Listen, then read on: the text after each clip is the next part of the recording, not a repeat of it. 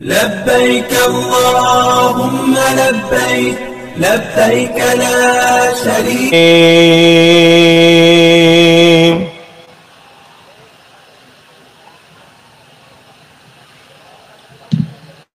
نحمده ونصلي على رسوله الكريم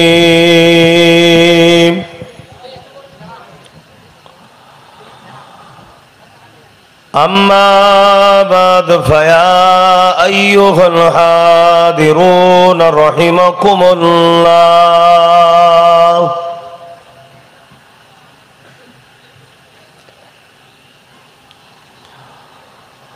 قال الله تعالى في كلام المجيد الفرقان الحميد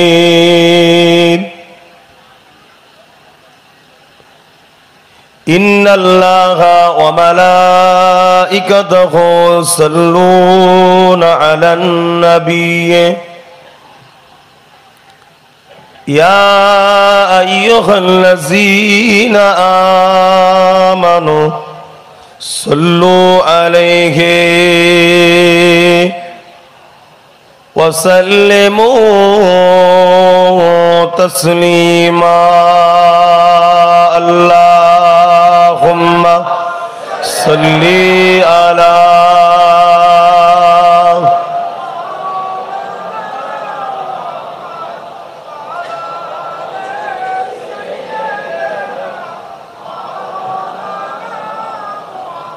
محبت اللهم صل على ঠিক আছে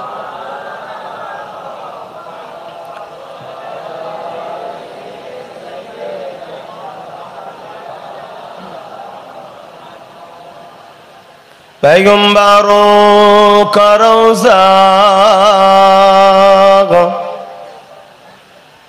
दिखा दे खुदाया दरे मुद्दतों से मिला दे खुदाया शराबे मुहब्बत पिला दे खुदाया पैगंबरों का रोज़ा दिखा दे खुदाया अल्लाहुम्मा सल्ली अला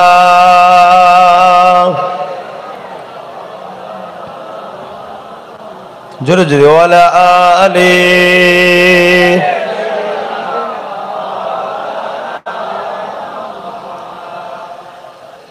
अपने आँखों से देखा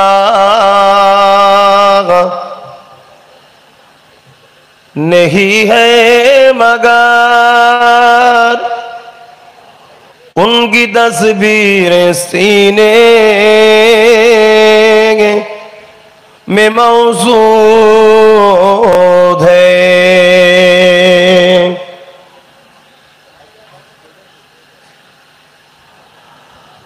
अपनी आँखों से देखा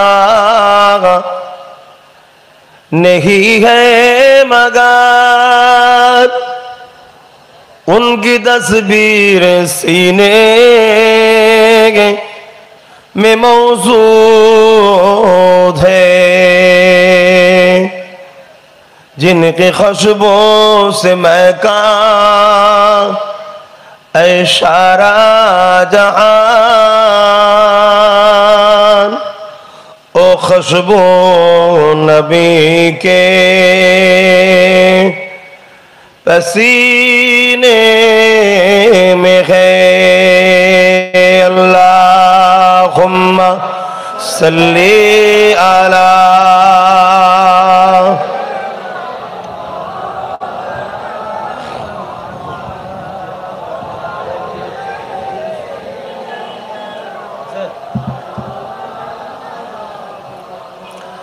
कलिमे ला ইলাহা ইল্লাল্লাহ লা ইলাহা ইল্লাল্লাহ লা ইলাহা লা ইলাহা ইল্লাল্লাহ লা ইলাহা হাসবি রাব্বি মা ফি কলবি নূর মুহাম্মদ হক লা ইলাহা ইল্লাল্লাহ লা ইলাহা ইল্লাল্লাহ লা ইলাহা লা ইলাহা ইল্লাল্লাহ মুহাম্মাদুর রাসূলুল্লাহ আল্লাহুম্মা সাল্লি আলা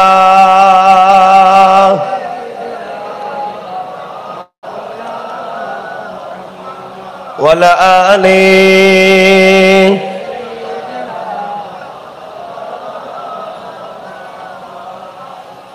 وقال الله تعالى في كلام المزيد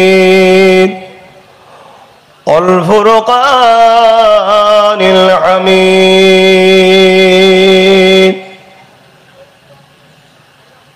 وما خلقت الجن والإنس إلا ليعبدون আমার আব্বা জানেরা, আমার ভাইয়েরা, পর্দা নিশিনা আমার আম্মা জানেরা, বোনেরা, ছোট ছোট বাচ্চারা, পৃথিবীতে অনেক ধর্ম আছে। আমি কোনো ধর্মের সুনাম করতে আর বিরোধী করতেও আসিনি। আমি এসেছি মহান স্রষ্টা রব্বুল আলামিন, যিনি তামাম কায়নাতের পালনকর্তা, আমাদেরও রব, এ আসমান জিনার, এ জমিন জিনার, এ কায়নাত যিনি সৃষ্টি করেছেন। লিল্লাহি মা ফিস সামাওয়াতি ওয়া মা ফিল আরদ, জমিন আসমানের একমাত্র যিনি স্রষ্টা, সেই মহান মালিকের পছন্দনীয় ধর্ম ইন্না দীনা ইনদাল্লাহিল ইসলাম। আমি সেই ইসলামকে মানি, সেই ইসলামের অনুসারী। ইসলামের মালিক আমি নয়, মালিক হলেন আল্লাহ, আল্লাহ রসুল। অর্থাৎ আল্লাহ খোদ নিজে মালিক, আর রসুলকে মালিকানা আল্লাহ বানিয়েছে। একটা মালিক খোদ নিজে হওয়া আর একজনকে বানানো, পার্থক্য আসমান জমিনের বেশি। আমি হলাম সেই ইসলামের অনুসারী। আমার কথাতে, আমার ভাষাতে, আমার কাজেতে হতে পারে ইসলামের সম্পূর্ণ পূর্ণাঙ্গ নাও হতে পারে। এর জন্য আমি আসামি, আমি দোষী, আমার ইসলাম দোষী নয়। তা আমার যতটুকু ক্ষুদ্র জ্ঞান আছে, সেই জ্ঞান দ্বারা আমি ইসলামের প্রচারক হিসাবে, দায়ী হিসাবে নিজেকে আল্লাহর দরবারে পেশ করার জন্য, তার বিনিময়ে আল্লাহকে খুশি করার জন্য আমি বাংলার অলিতে গলিতে এবং বিভিন্ন দেশ ও বিভিন্ন জায়গায় ঘুরে বেড়াই। উদ্দেশ্য একটাই, আমাকে আমার মালিক যে দুটো কাজ দিয়েছে ওই দুটো কাজ করার চেষ্টা করি, এবং কু আনফুসাকুম ওয়া আহলিকুম নারা, কোরআনই বলেছে নিজে বাঁচো, নিজের আত্মীয় পরিবারকে বাঁচাও। তাই ইমানি সম্পর্কে আপনারা আমাদের আত্মীয় হন। কেউ বাপের নাই, কেউ মায়ের নাই, কেউ ভাইয়ের নাই, কেউ বোনের নাই, কেউ বন্ধুর নাই। তাই আপনাদেরকেও বাঁচাবার চেষ্টায় জাহান্নামের আগুন থেকে ইসলামের মেসেজ আপনাদের কাছে দিতে এসেছি। এই শিক্ষা অর্জন করে, এই মেসেজ নিয়ে যাতে আপনারা বাকি জীবনটা কোরআন সুন্নাহ অনুযায়ী কাটিয়ে, ইসলাম অনুযায়ী কাটিয়ে আল্লাহকে খুশি করে পরকালে আল্লাহ দিদার ও চির শান্তির জান্নাতটা পান, এটাই আমার মাকসাদ, এটাই আমার উদ্দেশ্য। যদি অন্য কোনো উদ্দেশ্য থাকতো, আরো অনেক রাস্তা আছে। সেসব রাস্তায় চলে গেলে অনেক কিছু করা যায়। তাই ইসলামের কথা বলতে গেলে আমাকে দুটো সাইড নিয়ে বলতে হবে। ইসলাম হকের পক্ষে, অন্যায়ের বিরুদ্ধে। ইসলাম সত্যের পক্ষে, মিথ্যার বিরুদ্ধে। ইসলাম মজলুমের পক্ষে, জালিমের বিরুদ্ধে। ইসলাম ক্ষতিকারক খাদ্যের বিরুদ্ধে, উপকারক খাদ্যের পক্ষে। ইসলাম গরিব অসহায়দেরকে পক্ষে, যারা গরিব অসহায়দেরকে লোটে তাদের বিরুদ্ধে। ইসলাম মানবতার পক্ষে, মানবতা বিরোধীদের বিরুদ্ধে। ইসলাম ইনসাফের পক্ষে, ইনসাফকারী হরণকারীদের বিরুদ্ধে। ইসলাম নারীদের মর্যাদার পক্ষে, যারা নারীদের অসম্মান করে ইসলাম তাদের বিরুদ্ধে।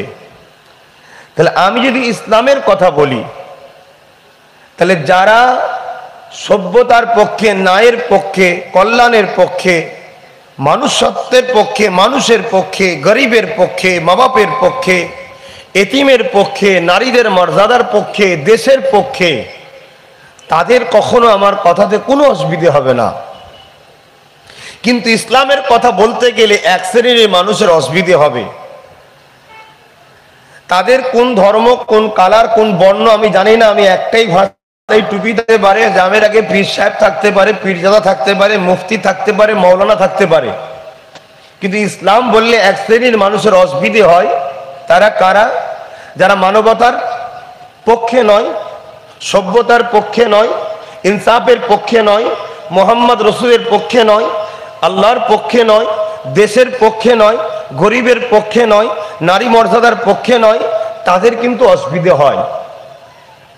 এখন আমি আপনারা যারা সামনে বসে আছেন, আমি কি তাদের অসুবিধার জন্য আমি কি ইসলাম প্রচার বন্ধ করে দেবো? হতে পারে আপনাদেরও কারো গায়ে লাগতে পারে।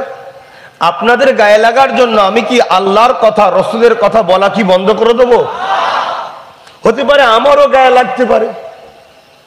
এমন কিছু কথা বলবো, সেই কথায় হয়তো আমিও চোর, আমি আসামি। তারপরও নিজের দোষটাকে নিজে মেনে নেওয়াটা উত্তম হবে। তা বলে ইসলামকে চেঞ্জ করার স্বপ্ন দেখতে গেলে হবে না। কেন পৃথিবীতে মনে রাখবেন, যারাই কোরআন ও সুন্নাহর বিরুদ্ধে কলম ধরতে গেছে, তাদের হাতকে আল্লাহ দুনিয়াতে সুস্থ রাখেনি। যারা কোরআন সুন্নাহর বিরুদ্ধে দিমাগ লাগাতে গেছে, তাদের মেন্টালকে আল্লাহ ঠিক রাখেনি, দিমাগকে খারাপ করে দিয়েছে। যারা শরীরে তাকত লাগাতে গেছে কোরআন সুন্নাহর বিরুদ্ধে, তাদের তাকতকে আল্লাহ কেড়ে নিয়েছে। যারা যে কোনো পাওয়ার দিয়ে কোরআন সুন্নাহর বিরোধী করেছে, তাদেরকেই আল্লাহ মিটিয়ে দিয়েছে। এক কথায় আল্লাহর ছাড় দেয়, ছেড়ে কিন্তু দেয়নি। আর এজন্য আমরা এই শিক্ষাটা দিই, মানুষের জীবনে চলতে গিয়ে ভুল হতে পারে। বারবার শুনতে শুনতে, বারবার শুনতে শুনতে, বারবার শুনতে শুনতে যতক্ষণ শোনে ততক্ষণ তো মনে হয় না আমি ভুল করছি। কি মনে হয় না? হয় না। পরেক্ষণে হয়তো আবারই নামাজ কাজা করলো, আবার গান শুনলো, কিন্তু যখন শোনে তখন তো মনে হয় না রে এটা ভুল। এই যে না রে এটা ভুল, এই সূচনাটা একদিন এত বড় জায়গা নিয়ে ফেলবে দিলে। শুনতে শুনতে একদিন দেখবেন সত্যিই নামাজ কাজা ছেড়ে দিয়েছে, সত্যিই গান শোনা ছেড়ে দিয়েছে, সত্যিই অন্যায় করা ছেড়ে দিয়েছে। তাই আল্লাহ কোরআনে রসুলকে বলেছেন যে আপনি বেশি বেশি করে দ্বীন ইসলামের প্রচার করেন, কারণ আপনার প্রচারটা অবশ্যই মোমেনদের কাজে লাগবে। ওদের মধ্যে যদি কিছু ব্যাধি থাকে, রোগ থাকে, ওগুলো একদিন পরিষ্কার হয়ে যাবে। জোরে বলুন সুবহানাল্লাহ। তো রাসূল পাক সাল্লাল্লাহু আলাইহি সাল্লাম তিনি তেনার উত্তরসূরি হিসাবে আমাদেরকে রেখে গেছেন। আমরা তেনার উত্তরসূরি হিসাবে আজও প্রচার করছি। কেন? আপনাদের মধ্যে যারা মোমেন আছে, আশা করছি আপনারা সবাই মোমেন, আলহামদুলিল্লাহ, আল্লাহ যেন কবুল করে। আপনার আমার মধ্যে কিছু ব্যাধি আছে, ওই শুনতে শুনতে শুনতে এই ব্যাধিটা, রোগটা একদিন কেটে যাবে। একদিন দেখা যাবেন জান্নাতি মানুষে কাফন পরে আল্লাহর ডাকে সাড়া দিয়ে কবরে যাচ্ছেন। কবর থেকে আপনাকে আপনার রব সুন্দর আদর করে ফেরেশতা দিয়ে ওয়েলকাম দিয়ে আপনাকে এবারে জান্নাতের রাস্তায় সময় সময় অতিক্রম করে চির শান্তির জান্নাত দেবে। 70,000 পর্দাকে সরিয়ে দিয়ে আপনার সঙ্গে আপনার মালিক কথা বলবে। জোরে বলুন সুবহানাল্লাহ। এই জন্য আমরা বলি। এতে আমি আলোচনা করার আগে এই কথাগুলো কেন বলে নিলাম, কেন কেউ যদি বলে ইসলাম বলবো আর অন্যায়ের বিরুদ্ধে বলবো না, ও ইসলামের প্রচারক নয়, ও কিছু দুনিয়ার ধান্দায় কাজ করছে। আর কেউ বলবে আমি ইসলাম বলবো, ন্যায়ের পক্ষেও বলবে না, তাহলে ও ইসলামের প্রচার করলো না, ও কিছু ধান্দার জন্য আছে। ইসলাম দুটো দিকে রয়েছে, ন্যায়ের পক্ষে অন্যায়ের বিরুদ্ধে, সত্যের পক্ষে মিথ্যার বিরুদ্ধে। এইটা ছাড়া কখনো ইসলাম হতে পারে না। একটা অপরের সঙ্গে এমন ভাবে জড়িয়ে আছে, যখনই আপনি ন্যায় বলবেন পাশাপাশি অন্যায়টাকে ছাড়ার কথা বলতেই হবে, এটা ইসলামের হুকুম। আবার যখন অন্যায়টাকে ছাড়ার কথা বলবেন আপনাকে ন্যায়টা দিতে হবে, এটা ইসলামের হুকুম। আর ন্যায় হবে না। আমি যদি বলি আব্বাস সিদ্দিকীকে ছেড়ে দাও, আব্বাস সিদ্দিকী চলবে না, তাহলে আপনাকে সঙ্গে সঙ্গে একটা উপযুক্ত ইমামও বা আলেম তাকে ধরাতে হবে, এর না বলে ইসলাম। তা আমি যদি বলি তুমি গান শোনা ছেড়ে দাও, তাহলে আপনাকে সঙ্গে সঙ্গে আমাকে একটা শোনার মতো কিছু দিতে হবে। সেই দিবার সব থেকে উত্তম হলো কোরআন শোনা। জোরে বলুন সুবহানাল্লাহ। আর আমি আপনাকে বললাম গান শুনবেন না আর কোরআনটাও দেবো না, তাহলে ইসলামের প্রচারক ঠিক হলো না। ঠিক তেমনি আমি যদি আপনাকে বলি কোরআন শুনুন আর গান শোনাটা নিষেধ করব না, তাহলে আমি ইসলামের প্রচারক হতে পারলাম না। আমি বুঝাতে পারছি তো? কেন এই মাসের একটা বড় গুরুত্ব আছে ভাই। আরবি মাসের প্রথম মাস হচ্ছে মুহররম। তাই আপনাদের সবাইকে শুভ নববর্ষের শুভেচ্ছা জানালাম। আমার জন্য পয়লা জানুয়ারি নয়, আর পয়লা বৈশাখও আমার নয়। কেন ওই দুটোতে আমি দেখেছি চোখে যেটা আকসার নারী নিজের ইজ্জত আবরুকে লোটে শরাব পান করে, বিহায়াপনা হয়, এই জন্য ওটাকে আমি পছন্দ করি না। কারণ ওই দিনগুলোকে টার্গেট করে সমাজ বিরোধী, সভ্যতা বিরোধী, মানবতা বিরোধী কাজ হয়। কিন্তু আলহামদুলিল্লাহ পয়লা মুহররমে কেউ শরাবও খায় না, পার্টিও দেয় না, কোনো নারী সতীতাও হারায় না। তাই আমি পয়লা মুহররমকে নিয়ে গর্ববোধ করি। জোরে বলুন সুবহানাল্লাহ। তাই আমি আপনাদেরকে পয়লা মুহররমের প্রথম বছরের আরবি হিসাবে আপনাদেরকে শুভ নববর্ষ দিলাম। আপনারা দেবেন, এইটা দেবেন, ওটা আপনাদের নয়। আপনাদের নয় বলতে মানুষের নয়। যদি বলেন তার মানে হ্যাঁ, যেখানে একটা নারী তার সতীত্ব নষ্ট করে একটা দিনকে টার্গেট করে, যেখানে একটা ছেলে সে অ্যালকোহল পান করে নিজের কিডনি লিভারকে নষ্ট করে একটা দিনকে কেন্দ্র করে, সেই দিনটা কখনো আমাদের জন্য শুভ বা সেই মাসটা আমাদের জন্য শুভ হতে পারে না, কারণ এটা ধ্বংসের দিকে টেনে নিয়ে যাচ্ছে। যে দিনটা কেন্দ্র করে আমাদের জন্য শুভ হয় সেই দিনটা হলো পয়লা মুহররম বা মুহররমের মাস। কেন এই মাসে মহান আল্লাহ প্রতিটা ফারিস্তার কাছে, প্রতিটা মানুষের কাছে ফারিস্তা আছে। ওই ফারিস্তারা হিসাব সারা বছরের ঠিক করে, বান্দা কি করছে না করছে, নেকি গুনাহ লিকালিকি করে। কাঁধে আছে জানেন তো নাকি? এজন্য কারো কাঁধে পাদে উঠাটা আদবের বেখেলাফ, আমরা তখন সবই করি। তো ওই মুহররম মাসে কি হয়, সারা বছরের বান্দাবান্দি খাতাগুলো আল্লাহ পাকের কুদরতি যে দপ্তর আছে সেই দপ্তরে জমা দেওয়া হয়। তাই নবী আমার রমজান মাসের পরে সব থেকে বেশি যে মাসে ইবাদত বান্দাগি করতেন ওই মাসটা হলো মুহররমের মাস। কেন? নবী চান আমারও খাতাটা যখন জমা পড়বে, নবী পাকের কাছে কোনো ফারিস্তা লিখার নাই, আমি শুনে রেখে দেন, কেন তুমি তো বেকুনা। আমাদের শিক্ষার জন্যে যেন আমলের জিন্দেগি ভরা একটা খাতা যায়। জোরে বলুন সুবহানাল্লাহ। তো ভাইরা আমার, 5টা পর্যন্ত টাইম ছিল নামাজের ওয়াক্ত, কিন্তু আসরের 6টা 10 12 পর্যন্ত এখনো আছে। সেই জায়গায় আমি 5টা বা 5টা 10 15 পর্যন্ত যদি বলতে পারি, আল্লাহ যদি বলায়, আপনাদের অসুবিধা নাই তো? আজানের টাইমে হবে, কিন্তু জামাতটা ওই দোয়ার পরে হবে, এটা কর্তৃপক্ষ জানিয়েছে, তাই তো কর্তৃপক্ষ জানাচ্ছে, এটা বলে দিলাম। কারণ একটা জিনিস বলতে গেলে একটু গুছিয়ে বলতে হবে। এবারে আসুন, আমাদেরকে আমাদের মালিক মহান রব্বুল আলামিন তিনি আমাদেরকে বড় সুন্দর করে সৃষ্টি করলেন।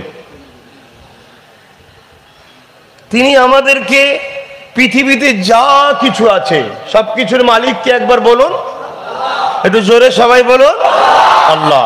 দুবার বললেন 40 80টা নেকি পেলেন, বলুন সুবহানাল্লাহ। পৃথিবীতে যা কিছু আছে সব কিছু তিনি সৃষ্টি করেছেন আমাদের খেদমতের জন্য। সূর্য আমাদের খেদমত করছে, চাঁদ আমাদের খেদমত করছে, গাছ আমাদের খেদমত করছে, খাদ্য আমাদের জন্য তৈরি করেছে, মাছ থেকে শুরু করে সবজি থেকে, শাক থেকে, কথা বোঝাচ্ছে বিভিন্ন হালাল প্রাণী থেকে আমাদের উপকার, আমাদের খেদমত করবে। সব সব আমাদের জন্য এই আইটেম তৈরি করা হয়েছে সব। আর যা কিছু তৈরি করেছে আমাদের জন্য, সবাই কিন্তু আমাদের জন্য নিজেদের ঘরে বিসর্জন দিচ্ছে, কুরবানি হচ্ছে। দেখুন আমরা শাক তুলছি, তারও জান আছে, সেও কষ্ট পাচ্ছে, কিন্তু আমাদের জন্য সে সহ্য করে নিচ্ছে। কেন? আল্লাহ তাকে আমাদের উপকারের জন্য বানিয়েছে, তাতে তারা খুশি। পশুগুলো কুরবানি হচ্ছে, জবাই হচ্ছে। সূর্য দেখুন ডেলি উঠছে, আলো দিচ্ছে, চাঁদ উঠছে, মাসের হিসাব আমাদেরকে হেল্প করছে। সবাই কিন্তু মালিকের ইশারায় যে জন্য তৈরি করা হয়েছে সবাই ডিউটি পালন করছে। কিন্তু যা কিছু আছে সবকিছুর মধ্যে শ্রেষ্ঠ হলো বাপ আদম মা হাওয়ার সন্তান মানুষ জাতি। কিন্তু দুঃখের বিষয়, আমরা শ্রেষ্ঠ হওয়ার পরে আমরা কিন্তু সেই আল্লাহ যে জন্য সৃষ্টি করেছি সেইটুকু কতটা করলাম? তিনি আমাদেরকে তো কিছু একটা কারণে তৈরি করেছে। কাউকে 30, কাউকে 40, কাউকে 50, কাউকে 60, কাউকে 100 বছর হায়াত দিয়েছে। কাউকে রাজা বানিয়েছে, কাউকে প্রধান বানিয়েছে, কাউকে এমএলএ, কাউকে মন্ত্রী, কাউকে পীর সাহেব, কাউকে ইমাম সাহেব, কাউকে গরিব, কাউকে ভিখারি। বিভিন্ন কায়দায় তৈরি করেছে, করে পাঠিয়েছে। যা 30, 40 বছর, 50, 60 বছরের জিন্দেগিতে আমি তোদেরকে পরীক্ষা নেব, এই পরীক্ষায় তোরা আমার জন্য কি করিস দেখব। গাছকে যখন কাটা হয় গাছেরও পরীক্ষা, গাছ কিন্তু আল্লাহর খুশিতে সবর করে নিজেকে কুরবানি করে। সূর্যগ্রহণ থেকে শুরু করে কত কি হচ্ছে, সবাই কিন্তু ডিউটি করে যাচ্ছে। আমরা মানুষ, আমাদেরকে আমাদের মালিক তৈরি করেছে একটা কাজ করতে। কটা কাজ? একটা কাজ, ইল্লা লিয়াবুদুন, আল্লাহ দাসত্ব। আল্লাহ দাসত্বটা কি? রসুল যা করেছে বা করতে বলেছে করা, রসুল যা নিষেধ করেছে বা করেনে সেগুলোকে ছাড়া, এটা আল্লাহর দাসত্ব। ওই আগে যেটা বললাম, কুনতুম খায়রা উম্মাতিন উখরিজাত লিন-নাস তা'মুরুনা বিল মারুফ ওয়া তানহাউনা আনিল মুনকার। ভালো কাজ করা, ভালো কাজের আদেশ দেওয়া, ভালোকে সাপোর্ট করা, ভালোকে সহযোগিতা করা। খারাপ কাজ না করা, খারাপকে সাপোর্ট না করা, খারাপের সোহবতে না থাকা, খারাপের বিরোধী করা, এই দুটো কাজ। এবার বিরোধী করার জন্য রসুল আবার আমাদেরকে কিছু সিস্টেম শিখিয়েছে। কি? ক্ষমতা থাকলে হাত দিয়ে করো, ক্ষমতা নাই মুখ দিয়ে করো, মুখ দিয়েও নাই অন্তর থেকেও খারাপকে ঘৃণা করো। এই দুটো কাজের জন্য আল্লাহ আমাদেরকে তৈরি করেছে। এই দুটো কাজ যারা করে যেতে পারবে তাদেরকে আল্লাহ একটা পুরস্কার দেবে। কি পুরস্কার? চির শান্তির, কোনোদিন মৃত্যু হবে না, সেখানে শেষ হবে না, জান্নাত দেবে। জোরে বলুন সুবহানাল্লাহ। আর যারা এই দুটো কাজ করে যাবে না তাদের জন্য একটা শাস্তি আছে। কি? জাহান্নাম। শুনতে বড় ছোট কথা জাহান্নাম, কিন্তু আমরা জানি জাহান্নামটা কত কঠিন। জাহান্নামটা কত কঠিন আমরা জানি। যারা আমার রসুলকে বিশ্বাস করে তাদের মেনে নেওয়া দরকার নবীর কথাকে। রসুল বলছেন জাহান্নাম থেকে যদি জাহান্নামীদের ঘরে যে লেবাসটা পরানো হবে, ওই লেবাসটা যদি আসমানে টাঙিয়ে দেওয়া হয় বা কোনো একটা জায়গায় রাখা হয়, তার দুর্গন্ধে পৃথিবীর মানুষ গন্ধটা সহ্য করতে পারবে না, মারা যাবে, এত দুর্গন্ধ। নাউজুবিল্লাহ বলেন। জাহান্নামীদের ঘরে যে পানিটা পান করানো হবে, পিপাসা পানি, এই জন্য বললাম পান করার জন্য পানি আমাদের প্রয়োজন হয়, কিন্তু সেটা পানি নয়, সেটা হবে রক্ত আর পুঁজ, টকবক করে ফুটছে, সেইটা পান করানো হবে। গল্প বলছি না, গল্প বলছি না, আমার রসুল নিজে চোখে দেখে এসে আমাদেরকে জানিয়েছে জাহান্নামীদের যে শিকল দিয়ে বাঁধা হবে, এই শিকল যদি আসমানে টাঙানো হয় পৃথিবী তার কোনো গাছ গজাবে না। জাহান্নামে কাঁটাযুক্ত গাছ খাওয়ানো হবে, ইত্যাদি ইত্যাদি। আমি আপনাদেরকে ভয় দেখাতে আসিনি, আমি আপনাদেরকে বুঝাতে এসেছি আপনার মালিক আমার মালিক আমাদেরকে কত ভালোবাসে। কিন্তু এরপরেও যদি আমরা তেনার কাজ যদি করতে নাও পারি, কমসে কম তেনার বিরোধী তো করতে হবে, করা তো উচিত নয়। আমরা তো তেনার বিরুদ্ধে চলে যাচ্ছি। মনে রাখবেন, দুনিয়ায় যদি কোনো রাজার অধীনে আমরা থাকি, সেই রাজার যদি শাস্তি দেয়, আর আমার আল্লাহ তিনি আমাদের ঘরে কত দয়া করেছে, চোখ দিয়েছে, কান দিয়েছে, হাত দিয়েছে, পা দিয়েছে, কিডনি দিয়েছে, জবানে কথা দিয়েছে, সুন্দর থাকার ব্যবস্থা করে দিয়েছে, আশরাফুল মখলুকাত করেছে, করে শ্রেষ্ঠত্বের মুকুট পরিয়ে দিয়েছে। যদি পরিয়ে দিয়ে বলছে, যদি তুমি দুনিয়ার এই রং তামাশা থেকে বেঁচে শ্রেষ্ঠত্বের মুকুটটাকে নিয়ে ফিরতে পারো, তাহলে তুমি জান্নাত যাওয়ার উপযুক্ত নয়, উপযুক্ত নয়। এই দুনিয়ায় সুদ থাকবে, মদ থাকবে, নারী থাকবে, লোভের জিনিস থাকবে, সব থাকবে, তার মধ্য দিয়ে তোমাকে আমার খুশির জন্য আমি যেটা চাই সেটা করতে হবে। ঠিক সেই রকম একটা পরীক্ষা যুগে যুগে নবী আলাইহিস সালামদের ঘরে নিয়েছিলেন। আর এই মাসেতেই আল্লাহ রসুলের সব থেকে পিয়ারা ইমামে হাসান এবং ইমামে হোসাইন, সেই ইমামে হোসাইন হুজুরকেও আল্লাহ পরীক্ষা নিয়েছিলেন। ভেবে দেখতে হবে যে আমরা কিসের আশায় কিসের খেয়ালে বসে আছি। আমাদের চোখ দিয়ে কেন পানি এখনো আল্লাহর ভয়ে বাহির হয় না? কেন আমাদের ভয় লাগে না আমাদের মালিককে, যে তিনি তো সব দেখছে? আমরা ঘরের দরজা দিয়ে কি করি, দুনিয়ার লোকের চোখের আড়ালে কি করি, গভীর রাত্রিরে কি করি, দিলের মধ্যে কি কথা হয়, সব তিনি দেখছে। যদি নবীর কাঁধে চড়া বাচ্চাটাকে আল্লাহ এত কঠিন পরীক্ষা নেয়, তারপরেও যে তিনি কাঁদতে কাঁদতে বলে, আল্লাহ আমার এই ছোট্ট ভালোবাসাটা আপনি কবুল করে নেন। জোরে বলুন সুবহানাল্লাহ। কি ভালোবাসা! একটার পর একটা বাচ্চাকে কুরবানি দিচ্ছে আর বলছে, আল্লাহ আপনার প্রেমে কুরবানি দিয়েছে আমার বাচ্চাকে, এই ভালোবাসাটা আপনি কবুল করেন। আমরা কি কুরবানি দিলাম? ফজর বেলা উঠে একটু নামাজ পড়বো, এই সময়ের কুরবানি দিতে পারছি না। পাঁচ ওয়াক্তে একটুখানি কাজকে বন্ধ করে নামাজ পড়বো, এইটুকু কাজের কুরবানি দিতে পারছি না। আর কাজ তো নেই, ফালতু আড্ডা দিই। একটু সময় দিয়ে কোরআনের হাদিসের কথা শুনবো, এই সময়ের কুরবানি দিতে পারছি না। মেহনতের টাকা থেকে একটু মসজিদ মাদ্রাসা দ্বীনের খেদমতের জন্য দান করব, এই কুরবানি দিতে পারছি না। আমাকে আল্লাহর রাজ ক্ষমতা দিয়েছে, আমি প্রধান, আমি পাওয়ারফুল লোক, আমি আমার পাওয়ার দ্বারা এলাকার গরিবদের ঘরে নিজে না নিয়ে যেগুলো নিয়ে এসছি গরিবদের দিয়ে দেবো, দরকার নেই আমার হারাম খাবার। এই হারাম খাদ্য থেকে নিজেকে বাঁচিয়ে রাখার কুরবানিটাও দিতে পারছি না। আমরা কি আশায় বসে আছি জান্নাত যাবার? আল্লাহ ভালো জানে। ভাই আমার, যুবকরা আমার, বোনেরা আমার, কিয়ামত বড় ভয়ানক হবে। দুনিয়া বড় শেষের দিকে, আর বেশি দিন নাই। আমি গল্প বলতে আপনাদের কাছে আসিনি, আমি কিছু মেসেজ আপনাদের কাছে দিয়ে যাচ্ছি। শুধু নিয়া না নিয়া সম্পূর্ণ আপনাদের ব্যাপার, আমি কাউকে জোর করব না। আল্লাহ পাক প্রত্যেককে পরীক্ষা নেবে ভালোবাসার। যাকে যত ভালোবাসে তাকে আল্লাহ পরীক্ষা নেয়। কাউকে গরিব করে পরীক্ষা নেয়, কাউকে অনেক টাকা দিয়ে দিয়েছে আল্লাহ, দিয়ে পরীক্ষা নিচ্ছে, দেখি ও কি করে।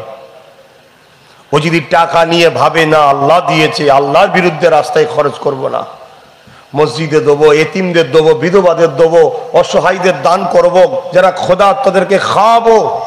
কাউকে আল্লাহ ক্ষমতার পাওয়ার দিয়েছে, দিয়ে আল্লাহ পাক পরীক্ষা করে, দেখি ও ক্ষমতার জোরে গরিবদের ঘরে আশ্রয় দেয় না, গরিবকে লোটে জুলুম করে, এটাও আল্লাহ পরীক্ষা নেয়। কাউকে আল্লাহ আলেম করেছে, পীর করেছে, করে আল্লাহ পরীক্ষা নেয় যে দেখি এ পীরত্বের গরমে মানুষকে এক বলে আর ভেতরে ভেতরে লোকেদের সঙ্গে আর এক কিছু করছে কিনা। সব আল্লাহর পরীক্ষা। যদি আমার নবীকে আল্লাহ পরীক্ষা নেয়, আপনারা আমাকে পরীক্ষা নেবে না নেবে না? কি গো বলেন না, নেবে না?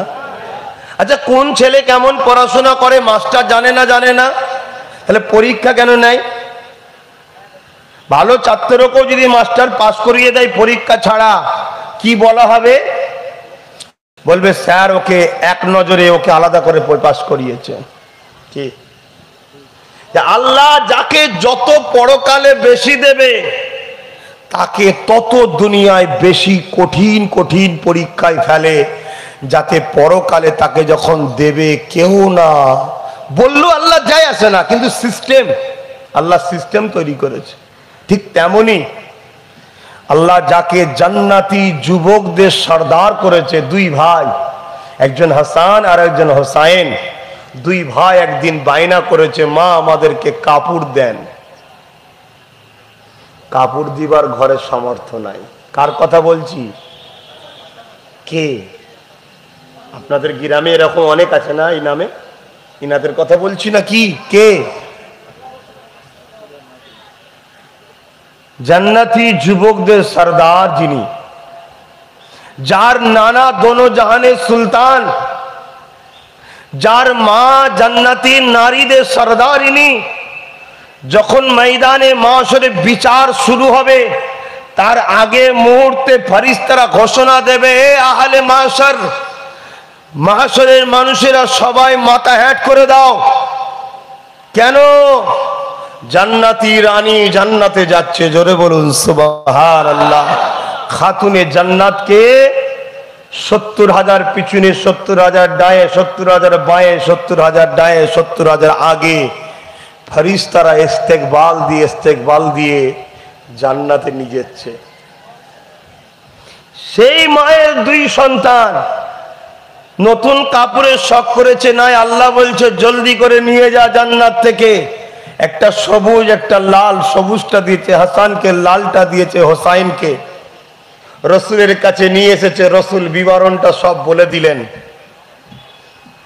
যে হাসান কে আমার এই পিয়ারা নাতিকে বিষ পান করিয়ে শহীদ করানো হবে, আর হোসাইনকে রক্তাক্ত করে শহীদ করা হবে। তাহলে রসুল জানতো না? জানতো না? নবী তো আল্লাহর কাছে বলতে পারতেন যে আল্লাহ হাসান হোসাইন যেন শহীদ না হয়। আল্লাহ পাকের কাছে কোনোদিন দোয়া চাইলে, কিন্তু আল্লাহ নবী দোয়া করেছে, আল্লাহ আমার হাসান হোসাইনকে সবর দেন এবং আমার হাসান হোসাইনের মাকাম সম্মানকে আপনি বাড়িয়ে দেন। জোরে বলুন সুবহানাল্লাহ। আল্লাহ নবী দিন দুনিয়ার বাদশাহ হাবিবুল্লাহ, তার কাঁধে ঘোরা, তিনার কাঁধে ঘোরা সন্তান, এবং খোদ রসুলকে আল্লাহ কত পরীক্ষা নিয়েছে। একদিনের কথা, আল্লাহ নবী 3টে বাচ্চাকে নিয়ে খেলা করছে, আদর করছে, চুমা দিচ্ছে, মমতাদি করছে। কখনো ছুটে ছুটে এসে রসুলুল্লাহর কোলে বাচ্চাগুলো বসছে, কাঁধে উঠে পড়ছে, আল্লাহ নবী তাদের ঘরে নিয়ে আদর করছে। এমন সময় আজরাইল আলাইহিস সালাম চলে আসতেন, হুজুর 3টের মধ্যে যে কোনো একটা বাচ্চার জান এখনই কবজ হবে, কোনটাকে কবজ করব? আপনি যেটাকে দেবেন আমাকে সেটা নিয়ে যাওয়ার হুকুম আল্লাহ দিয়েছে। পরীক্ষা দেখুন। আর আমাদের সামান্য একটু কিছু হয়ে গেলে আমরা দিশেহারা হয়ে যাচ্ছি। আরে সব কিছু আল্লাহর, তুমিও আল্লাহর, আমিও আল্লাহর, তোমার সন্তান বাচ্চা সব আল্লাহর সৃষ্টি, কিচ্ছু আমাদের নয়। অতএব তিনার ফাইসাল্লার উপরে রাজি থাকতে হবে। আল্লাহ নবী কি করলেন? হাসান হোসাইনকে না দিয়ে নিজের বাচ্চাটাকে দিয়ে দিলেন। চোখ ভরা পানি, নবী কাঁদছেন। পরীক্ষা দেখুন। আল্লাহ নবী হাসান হুসাইনকে এতটা ভালোবাসতেন। এ যুবকেরা চিন্তা করে দেখুন, যাদের নানাকে আল্লাহ পাক দোনো জাহানের সুলতান করেছে, ওই বাচ্চাদের কাপড়ের জন্য বাইনা করতে লাগে। আর আল্লাহ আমাদেরকে এত দিয়েছে, আমাদের বাচ্চাদের কাপড় জমে জমে জমে ঘরে বোঝাই হয়ে যাচ্ছে। তথাপিও আমরা কখনো আখিরাতের কথা ভাবছি না।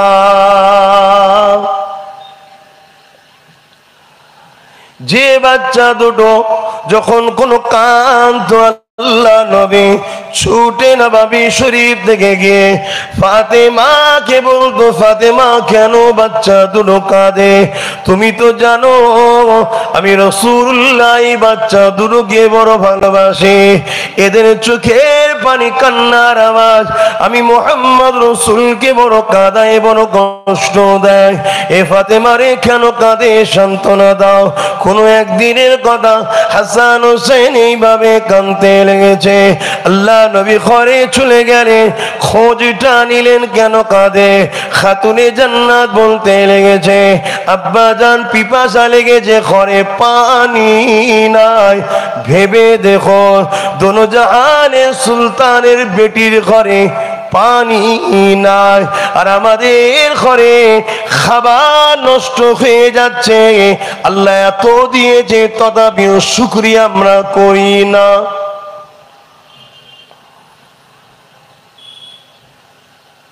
এ যুবকেরা, বুঝাতে আমি একটাই চাইছি, কিসের নেশায় তুমি আমি রয়েছি? কে তোমাকে আমাকে জান্নাতের সার্টিফিকেট দিয়ে দিয়েছে? কে তোমাকে আমাকে জানিয়ে দিয়েছে চিন্তা নেই আমি তোকে জান্নাতে নিয়ে যাব? এমন কি মেসেজ তোমরা পেয়েছো? এমন কি জিনিস খবর তোমরা পেয়েছো যে এতটা গাফিল হয়ে রয়েছো, এতটা বেখিয়াল হয়ে রয়েছো, এতটা ইসলাম থেকে দূরে রয়েছো? এর কারণটা কি বুঝে আসছে না? অথচ আল্লাহ নবী, নূর নবী যাদেরকে সব থেকে বেশি ভালোবাসতে, নবী আমার যখন বাজারে যেতেন, নানা জানের কাঁধে উঠে পড়তেন যে দুটো বাচ্চা, ওই দুটো বাচ্চা দুনিয়া জমিনে কত কষ্ট সহ্য করেছে, আর আমরা সামান্য কষ্ট সহ্য করতে হয় না, এরপরও কেন আল্লাহ থেকে এত দূরে সরে আছি বুঝতে পারি না। তাই বুঝিয়ে দিই, পরিবর্তন হয়ে যান, জিন্দেগিকে চেঞ্জ করো, আল্লাহর রাস্তায় চলে আসেন, নবীকে ভালোবাসো। আমার আল্লাহ যাকে যত ভালোবাসে তাকে তত দুনিয়ায় পরীক্ষা নাই। দুনিয়া থেকে যখন মুমিন মুমিনাদেরকে তুলে নেবে, আমার রাসূলুল্লাহ জানিয়ে দিলেন, আমার আল্লাহ তার প্রেমিকদেরকে কখনো দুনিয়ার কোনো জিনিস গায়ে লাগিয়ে রাখতে চায় না।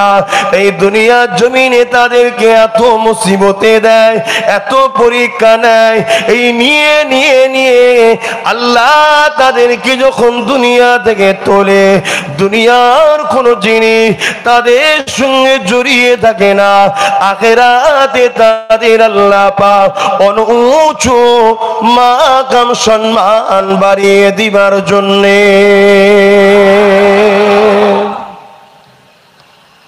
৬০-৭০ বছরের ময়া জিন্দেগিটা কাটিয়ে উঠতে পারছেন না।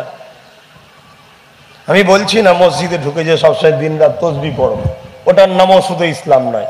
সংসারও করতে হবে, কারবারও করতে হবে, মানুষের সঙ্গে মিশতে হবে, সবটার নামে ইসলাম। কিন্তু রসুল যেভাবে করেছে, আমরা তো রসুলের মতো করতে পারছি না, এটাই আমাদের ধ্বংসের কারণ। অসুবিধা হচ্ছে আলোচনায়। বাপেরা, নজওয়ানেরা মন দিয়ে শোনেন, যাকে না বানালে আল্লাহ দোনো জাহানকে বানাতেন না, যাকে না আল্লাহ বানালে কোন নবী আলাইহিস সালামকে আল্লাহ বানাতেন না, যার জন্য আল্লাহ কুল কায়নাতকে বানিয়েছে সেই বংশধরদের উপরে এই দুনিয়া জমিনে কত জুলুম অত্যাচার হয়েছে। কেন জুলুম অত্যাচার হয়েছিল, কি জন্য হয়েছিল? দুটো কারণে হয়েছিল। তিনারা হকের পক্ষে ছিল তাই হয়েছিল, অন্যায়ের বিরোধী করেছিল তাই হয়েছিল। তিনারা যদি হকের পক্ষে না থাকতেন তাহলে জুলুম অত্যাচার দুনিয়া জালিমরা করতো না। তিনারা যদি অন্যায়ের বিরোধী না করত দুনিয়ার জালিমরা তিনাদেরকে অত্যাচার করতো না। এ আমার নওজওয়ানেরা, এ আমার আম্মা জানেরা, বোনেরা, আজ বড় আফসোস লাগে আমরা দুনিয়া জমিনে হকের পক্ষে দাঁড়ানো তো দূরের কথা, আমরা নিজের আজকে হককে মিটিয়ে দিবার চিন্তা করছি, অথচ বড় বড় আশা করে বসে আছি আমরা জান্নাতে যাব, জান্নাতে যাব। এ আমার যুবকেরা, নিশ্চয়ই আমাদের এই চিন্তাটা ভুল হয়ে যাচ্ছে, কেননা হকের বিরোধী করে কোনোদিন জান্নাত যেতে পারবেন না। কেন যে দিনের জন্য আল্লাহ নবী কত কষ্ট করেছে ওই দিনের ক্ষতিকারীকে আল্লাহ নাজাত দেবে না। যে দিনের জন্য আল্লাহর পেয়ারা হোসাইন কত কষ্ট করেছে, ইতিহাস খুলে দেখে নাও আমার আল্লাহ বা হোসাইনকে কত ভালোবাসতে।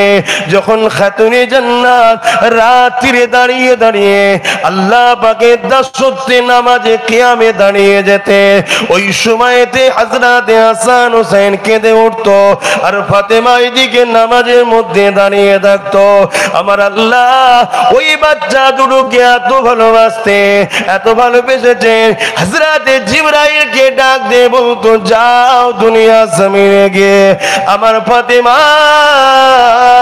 নামাজে দাঁড়িয়ে গেছে, এদিকে হাসান হোসেন কাঁদতে লেগেছে, এ জিবরাইল জলদি করে গিয়ে হাসান হোসেনকে ঘুম পাড়িয়ে দাও, দুলা দাও, দুলা দাও, ঘুম পাড়িয়ে দাও।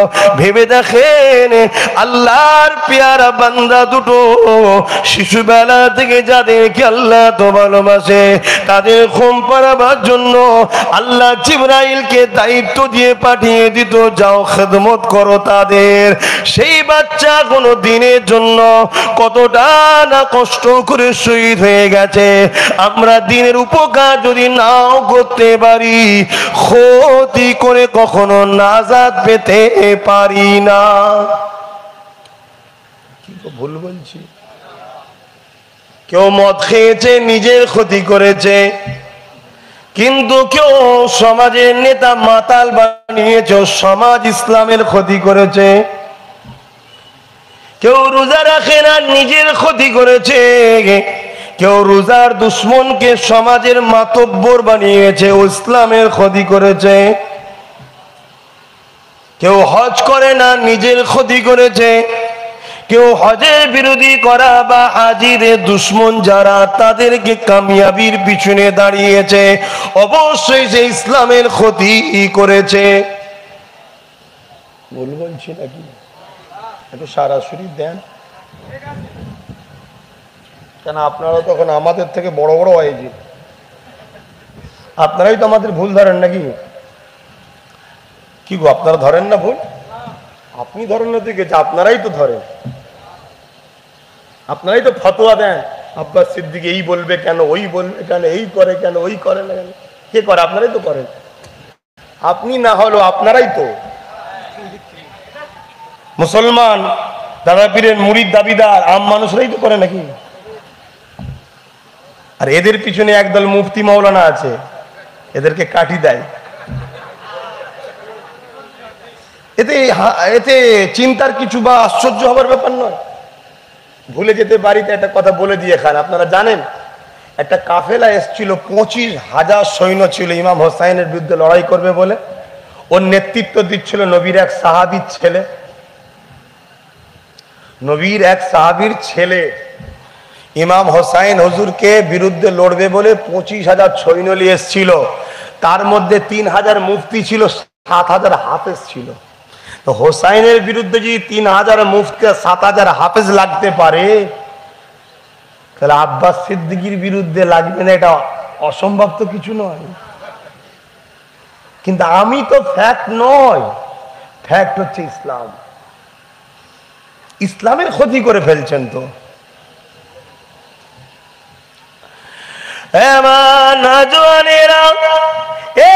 নবী পাকের প্রেমিকেরা মন দিয়ে শোনেন আর বোঝার চেষ্টা করেন। নামাজ কাজা নিজের ক্ষতি, রোজা কাজা নিজের ক্ষতি, হজ কাজা নিজের ক্ষতি, এমন করে ইবাদত করতে পারেন না নিজের ক্ষতি। এই ক্ষতির মাপ আছে যদি কাঁদেন, আল্লাহ একদিন মাফ করে দিতে পারে। কিন্তু ইসলামের যদি ক্ষতি করেন কোনদিন মাফ হবে না। যদি বলেন ইসলামের ক্ষতিটা কি, আপনি যদি বোরখার বিরোধী হয়ে যান বা কেউ বোরখার বিরোধী করলো তাকে আপনি সাপোর্ট করলেন, এটা ইসলামের ক্ষতি। আপনি যদি মদের পক্ষে দাঁড়িয়ে যান অর্থাৎ মদকে সমাজে প্রতিষ্ঠিত করতে চান, এটা ইসলামের ক্ষতি। কেননা ইসলাম মদের বিরুদ্ধে, আপনি মদের পক্ষে নিজে পান করেছেন, গুনাহ করেছেন, ওটা নিজের ক্ষতি করেছে। কিন্তু সমাজে আপনি মদকে বিস্তার করার সহযোগিতা করছেন, অবশ্যই আপনি ইসলামকে মিটাবার চেষ্টা করছেন।